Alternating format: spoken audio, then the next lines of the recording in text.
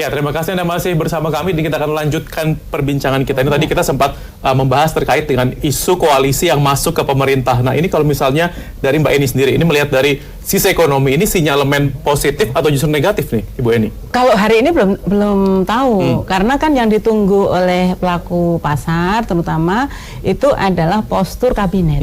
Kalau Presiden dan Wapresnya kan sudah tahu dari kemarin KPU mengumumkan yang pemenangnya Pak Jokowi dan Pak Ma'ruf.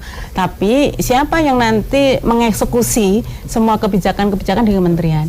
Nah, ini hal yang juga nanti perlu menjadikan perhatian. Jadi mengapa sih dari selama jilid 1 kemarin ini kan sudah banyak sekali komitmen-komitmen yang bagus sebenarnya, terutama mengenai pakai 16 pakai stimulus, terus komitmen pemerintah untuk melakukan berbagai macam deregulasi dan debirokratisasi. Tapi kok nggak ada yang nendang untuk menggait minat investor gitu kan.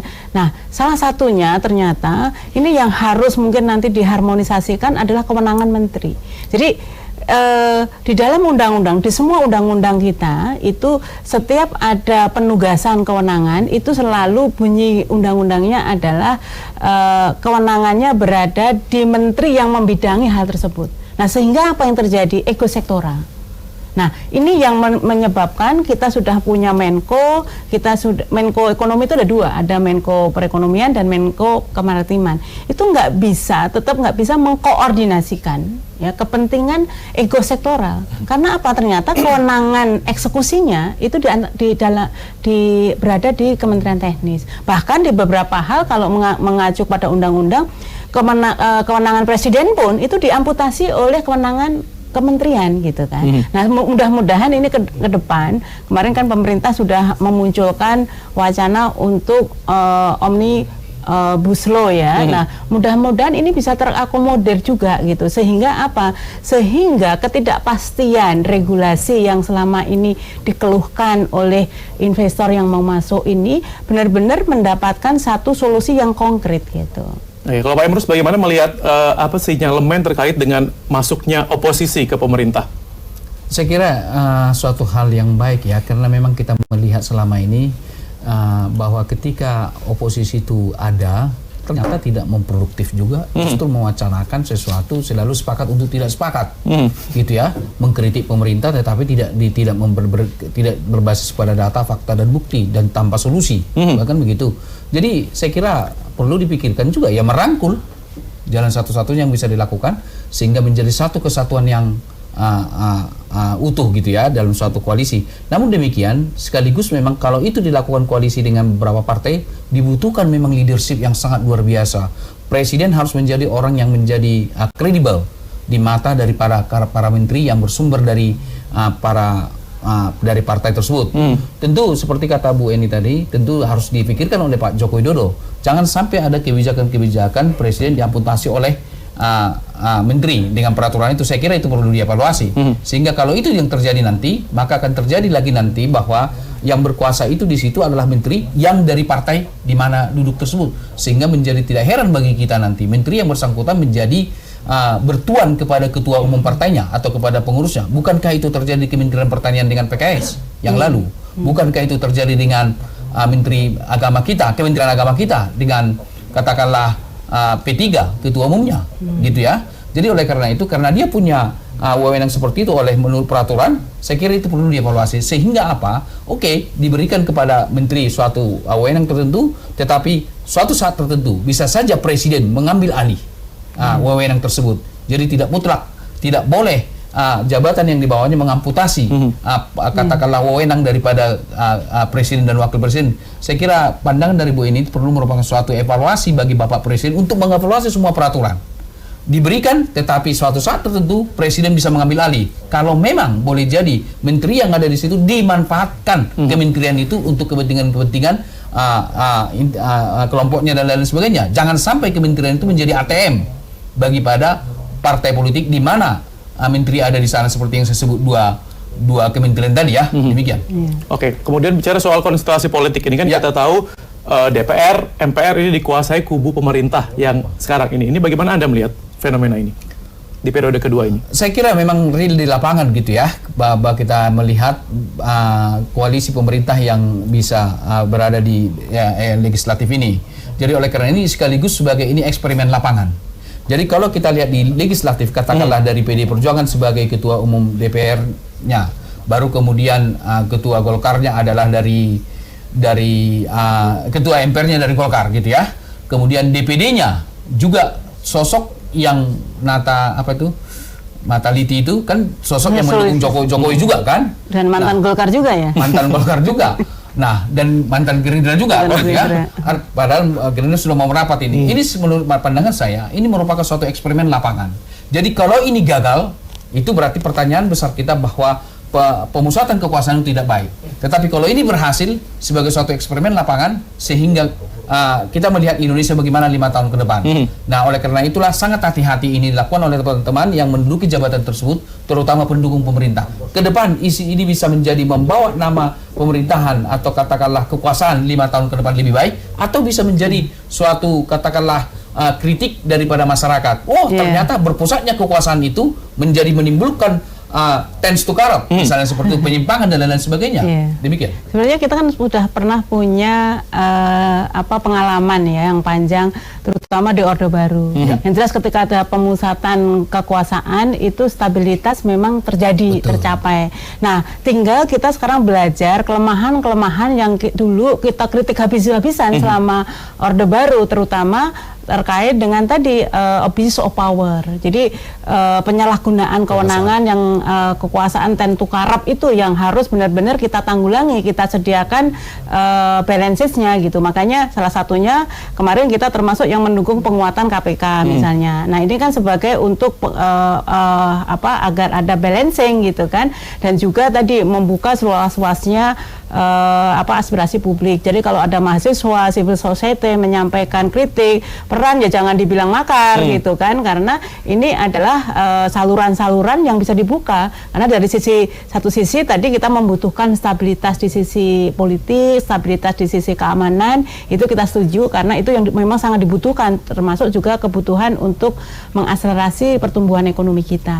Tetapi agar tadi kejadian di Orde Baru dulu, pengalaman kita di Orde Baru yang negatif itu juga kita tidak bisa nafikan gitu kan, supaya tidak ada kecenderungan terjadinya kekuasaan yang otoriter, tidak ada penyumbatan aspirasi dari masyarakat, karena sekarang kondisinya itu sangat berbeda. Sekarang kita sudah mengalami keterbukaan yang luar biasa, tidak hanya keterbukaan di informasi, tetapi juga keterbukaan cara berpikir masyarakat. Nah, sehingga kalau ini dipaksakan, katakanlah dilarangnya dengan pemaksaan, itu justru akan berdampak kepada bom waktu yang bahkan mungkin sangat merusak buat kehidupan berbangsa dan bernegara kita. Saya setuju dengan Bu ini bahwa kita harus buka kanal-kanal komunikasi itu ya, saluran-saluran tersebut. Tetapi misalnya kita ambil satu katakanlah demonstrasi yang dilakukan oleh mahasiswa, bahwa itu sebagai suatu makar, kan itu tidak boleh juga itu dikatakan. Tetapi mahasiswa juga atau siapapun yang demonstrasi, ya melakukan demonstrasi sesuai dengan aturan. Misalnya, selesaikan saja jam 18 misalnya begitu. Karena sudah jam 8 malam, Pak. Di situ penumpang-penumpang gelap datang. Iya. Kerusuhan atau katakanlah konflik terjadi di sana. Belum tentu para demonstran itu ada di sana. Kalau perlu nggak usah harus demonstrasi. Jadi sampaikan misalnya masing-masing perguruan tinggi buka saja misalnya kayak kotak gitu kan, kotak saran dan sebagainya. Jadi yang penting aspirasi mereka bisa disampaikan dan didengar gitu. Jadi demonstrasi itu jalan terakhir deh gitu. Jadi dengan demikian bahwa ketika tuntutannya belum terwujud, lanjutkan saja besok lagi, lanjutkan lagi besok lagi, sehingga menunjukkan intelektualitas daripada mahasiswa kita itu. Karena kemarin itu saya pas sedang di stasiun Tanah Abang itu kejadian itu, saya nggak bisa kemana-mana dan sudah terjadi. Jadi korban juga kemarin ya. Korban tidak bisa berangkat. Menghambat ekonomi memang kan. Tapi yang mau saya katakan adalah di situ ada penumpang-penumpang gelap. Nah, oleh karena itulah orang profesional, orang demonstran yang intelektual dalam hal ini juga mahasiswa, ya mereka manage lah demonstrasi itu dengan baik. Mereka membawa program apa dan lalu mereka siap berdebat. Bila perlu nggak ada masalah kalau mereka berdebat dengan katakanlah pejabat pemerintah yang boleh jadi mereka sudah punya data dan pengetahuan. Kenapa? Di belakang daripada mahasiswa itu adalah dosen. Dosen-dosen mereka untuk memberikan masukan. Masuk kan dosennya. Betul, misalnya seperti itu ya kan. Sehingga perdebatan itu menjadi produktif. Tapi jangan sampai ada perdebatan, ada mahasiswa, ada yang punya kemampuan katakanlah memperoleh data, perdebatan itu tidak seimbang. Artinya ya demo kita harus tunjukkan dong kemampuan kita. Tapi tidak ada salahnya bahwa demonstran sekalipun itu mahasiswa, tetapi di belakangnya memberikan pandangan-pandangan itu dosen, nggak ada masalah itu. Tapi perdebatan intelektual yang terjadi, demikian. Oke, nah, kemudian juga tadi yang menarik sempat disinggung terkait dengan pemusatan pemerintahan yang tadi dibilang jangan sampai terulang pengalaman di Orde Baru. Kalau Pak Emrus sendiri melihat ini, kira-kira sudah ada indikasi antisipasinya tidak atau memang biarkan saja? Berbeda fenomenanya masa Orde Baru dengan sekarang. Oke lah kita sebut ada indikasi pemusatan, tetapi konteksnya berbeda. Karena dulu memang sosial media tidak ada. Kemudian the power of pemimpin kita pada saat itu pemimpin tunggal gitu ya. Sekarang kan kekuasaan itu sudah terpecah. Ada di eksekutif, ada di legislatif, atau bahkan juga ada di ranah hukum juga. Jadi artinya sudah ada pembagian kekuasaan seperti itu. Kalau dulu kan relatif di satu kekuasaan itu sekalipun ada eksekutif, legislatif dan yudikatif pada saat itu, tetapi power itu ada di satu kekuasaan, ya kan, di eksekutif. Sekarang kan mana mungkin katakanlah presiden bisa mencampuri legislatif, di mana legislatif ini berbagai kepentingan politik ada di sana, begitu ya. Bahkan presiden membutuhkan dukungan itu sehingga dialog yang terjadi.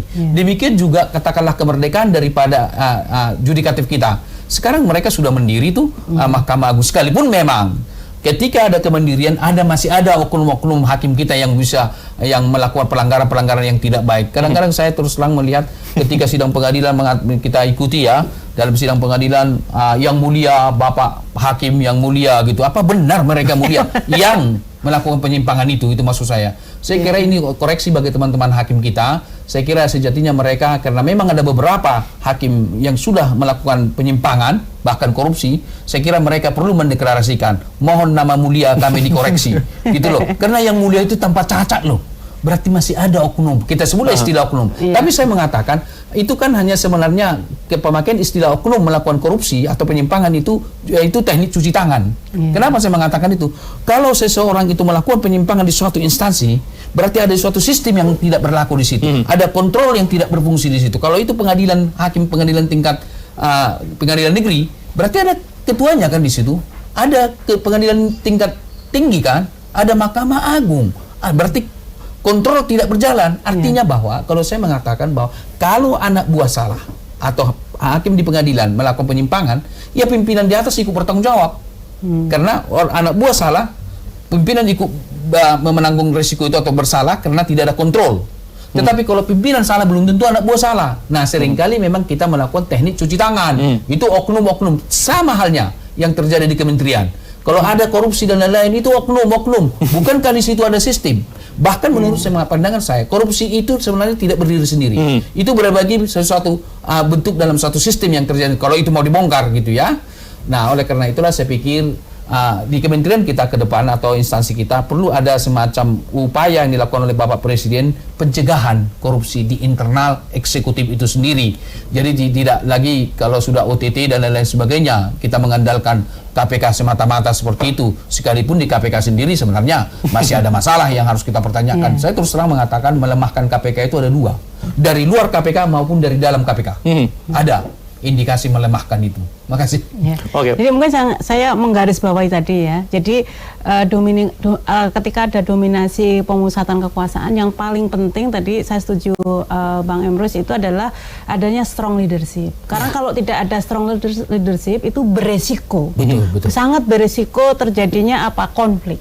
Nah, kalau konflik itu berada di dalam lembaga-lembaga formal, itu yang justru berbahaya gitu. Karena ini kan yang mempunyai daya tekan, daya memutuskan gitu kan, yang langsung berdampak kepada kebijakan-kebijakan kita gitu. Nah, sehingga memang kita harapannya Pak Jokowi ini benar-benar karena sudah nggak punya beban ya, ini leadershipnya harus lebih lebih strong lagi supaya mencegah terjadinya berbagai macam konflik di antara partai-partai pendukungnya. Bang Emrus, bagaimana dengan strong leadership ini apakah Pak Jokowi dinilai Saya sudah kira menurut saya memenuhi? mutlak, terutama dengan kita lihat indikasi daripada koalisi semakin banyak ini ya.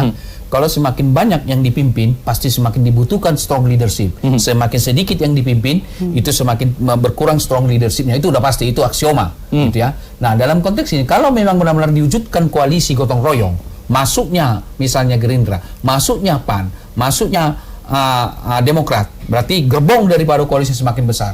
Otomatis leadership daripada Pak Joko Widodo dan Maruf Amin semakin dibutuhkan. Tetapi saya, ini pandangan subjektif saya, karena Bapak Joko Widodo sudah berpengalaman 5 tahun. Pengalaman 5 tahun cukup bagus ini, cukup lama ini. Kalau itu ngambil S3 udah doktor itu di bidang itu gitu kan. Nah, artinya bahwa berdasarkan pengalaman itu sudah dia tahu kok bagaimana permainan-permainan para menteri ini yang katakanlah bermain katakanlah omongannya dengan perbuatannya apa. Saya kira dia punya catatan. Oleh karena itulah atas dasar catatan-catatan itulah saya kira ada beberapa menteri nanti yang tidak dipakai lagi, ada menteri yang dipertahankan. Sayangnya kalau Siapa saja Pak kira-kira?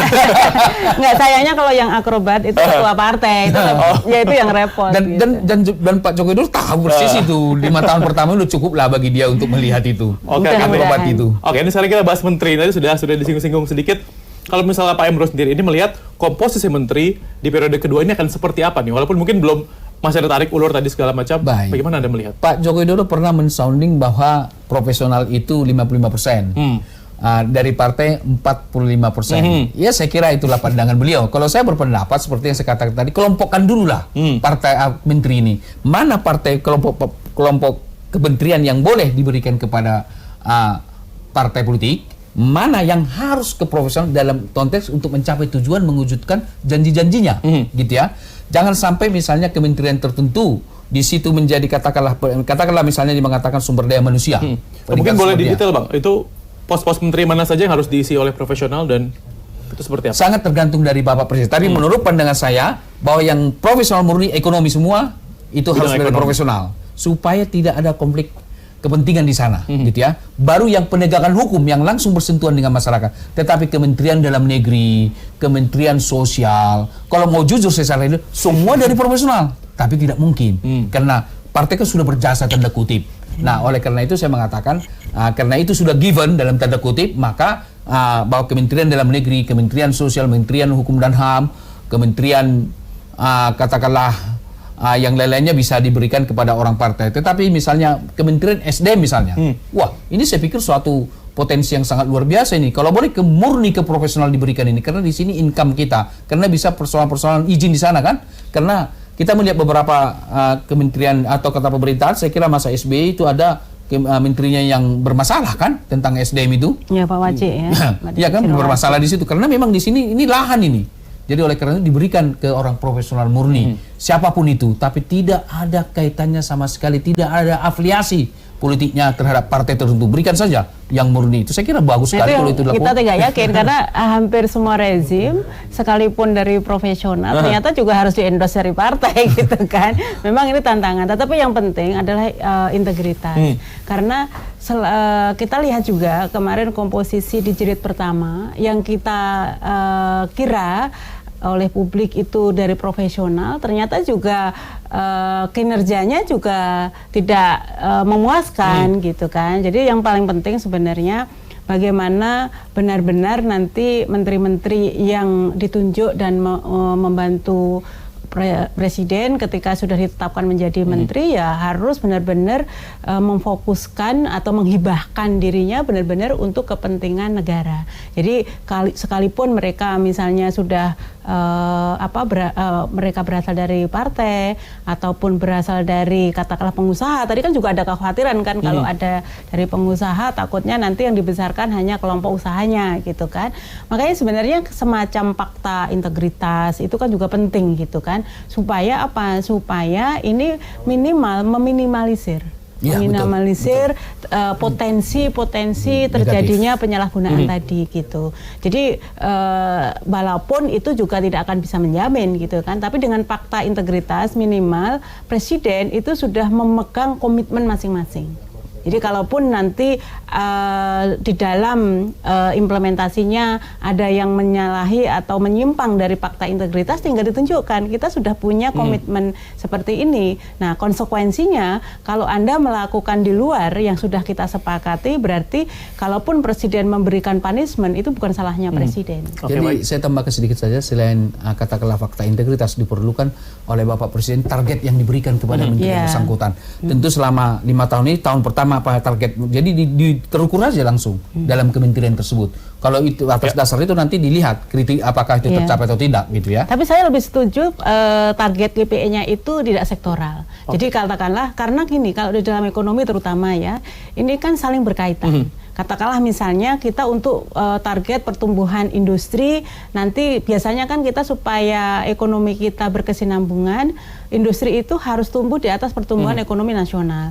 Nah, karenanya makanya ini menjadi KPI sektor-sektor yang semua terkait dengan industri. Supaya apa? Supaya semuanya fokus untuk mengejar target yang prioritas oleh pemerintah tadi. Gitu. Ya, baik, kita akan lanjutkan lagi Baik. perbincangan kita usai jeda berikut. Tetaplah bersama kami.